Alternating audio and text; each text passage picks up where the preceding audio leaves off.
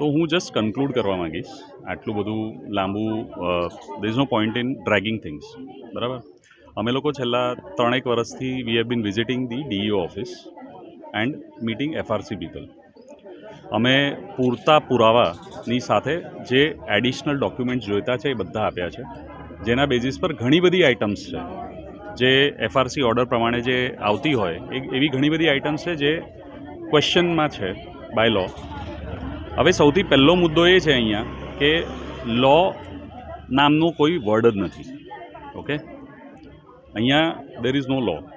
બરાબર. કારણ કે એક સૌથી મોટો પ્રોબ્લેમ અમને એવું લાગે છે કે ઇમ્પ્લિમેન્ટેશનનો છે.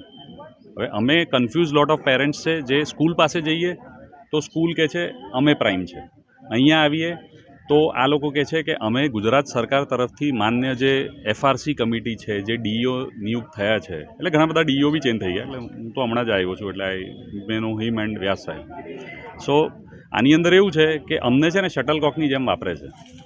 બરાબર. પેરેન્ટ્સને તો અમને એ જ નથી સમજાતું કે આમાં સ્કૂલ સાચું છે કે ગવર્મેન્ટ ઓફ ગુજરાત સાચું છે. ગવર્મેન્ટ ઓફ ગુજરાત જો સાચું હોય અને લોને જો ઇમ્પ્લિમેન્ટ નથી કરી શકતા તો પીસી સાહેબ સૌથી પહેલાં. બરાબર. કારણ કે અમને ધમકી ભર્યો લેટર મળ્યો છે જે આપ સૌને આપી દેવામાં આવશે. બીજો, કલેક્ટરશ્રી એ શું કરી રહ્યા છે? બરાબર. આજે સવાલ 1241 બચ્ચા એઝ પર એફઆરસી ઓર્ડરનો આવીને થયો છે કે એવું નથી કે હું મારા એક બચ્ચા માટે છું. મારો કન્ફ્યુઝન નથી સ્કૂલ દૂર કરતી. ડીઓ સાહેબ અમને ભલતા ભલતા વાયદાઓ કરે છે, દંડ ફટકાર્યું, વી આર હેપી, પણ એનાથી અમને શું? તમારા કાયદાની લડતમાં અમને શું મળી રહ્યું છે?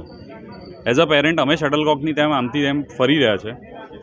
થર્ડ અને મોસ્ટ ઇમ્પોર્ટન્ટ પોઈન્ટ જે આપણા માનનીય એજ્યુકેશન મિનિસ્ટર છે ડિંડોર સાહેબ, જે પોતે પીએચડી છે અમદાવાદથી, એમને મારું સ્ટ્રેટ અવે નિવેદન છે, can he come down or can he bring a change in the education system, જેના માટે એમને એક બહુ સારી એવી એ બી મળી છે એનપીએસના ઇમ્પ્લિમેન્ટેશનમાં. તો જો એફઆરસી એ ઇમ્પ્લિમેન્ટ નથી કરી શકતા તો આપ સૌના માધ્યમથી હું એ જ કહેવા માગું છું કે સાહેબ આ ડિપાર્ટમેન્ટ બંધ કરી દો, એટલે અમને ખબર પડે કે અમે મનમાં જો અમને લાગતું હોય કે અમે છેતરાઈએ છીએ તો અમે એ તો બંધ થઈ જાય ને. We remain loyal to our school. આવું અમને ખોટું દોરીને આમથી તેમ દોડાવો નહીં. સો એક જ મારી વિનંતી છે કે આ 3-4 વ્યક્તિઓના મેં નામ લીધા, કલેક્ટરશ્રી, કમિશનરશ્રી અને એજ્યુકેશન મિનિસ્ટર, જો આ લોકો આમાં કંઈ કરી શકતા હોય તો અમને છે આ અમારું છેલ્લું મીડિયા પ્રેઝન્ટેશન છે. બરાબર. એઝ પર અવર સ્કૂલ અમને ક્લિયર લેટર આપેલું છે જેની કોપી હમણાં આપશે તમને. ઓકે, આગળ શું? વી ડોન્ટ નો.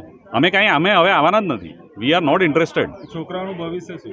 એ હવે જો સાહેબે તો કહી દીધું કે વિબ્યોર એકલું છે તો પછી બીજી સ્કૂલ છે. હવે જો મને ડીઈઓ ઓફિસર આવું કહી શકે તો સાહેબ પછી મારે તો એ જ વિચારવું પડે ને. હું અહીંયા ધક્કા ખાવા આવું?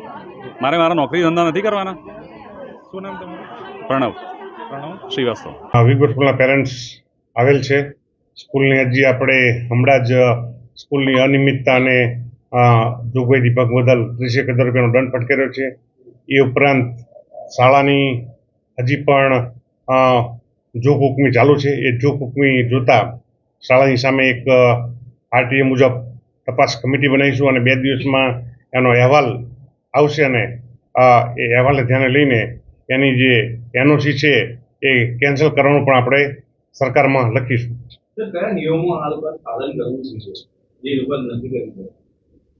શાળાએ સરકારશ્રીના જે નિયમો બનાવેલ છે, એફઆરસીના જે નિયમો બનાવેલ છે એ પાલન ચોક્કસપણે કરવા જોઈએ. પણ આ શાળા જે સરકારના જે નિયમો બાબતે વારે ઘડીએ કોર્ટમાં જતી રહે છે, એટલે એ સંદર્ભે થોડોક ડિસ્પ્યુટ થયેલ છે. પરંતુ સીબીએસઈ હોય કે ગુજરાત બોર્ડ હોય, કોઈ પણ શાળા હોય એ સરકારના નિયમોનું પાલન કરવા બંધાયેલી છે. Thank you. વાલીઓ કહી રહ્યા છે કે એ લોકો ફીસ વધારે લઈ રહ્યા છે, એફઆરસીના મુદ્દે વધારે. આપણે કઈ તપાસમાં ખબર પડી જાય? તપાસમાં એની અનિયમિતતા બહાર છે એ એટલે એ જોગવાઈના ભંગની દંડ બદલ જ આપણે 30,000નો દંડ કર્યો છે અને વધારે એની માન્યતા રદ માટે લખીશું. આ ટૂંકમાં સરકાર અને શિક્ષણ વિભાગ વાલીઓ અને વિદ્યાર્થીઓની સાથે છે. વાલીઓ એવું કહે છે કે સ્કૂલના સંચાલક સાથે આપને અત્યારે વાત થઈ, શું વાત? એવી કોઈ વાત થઈ જ નથી.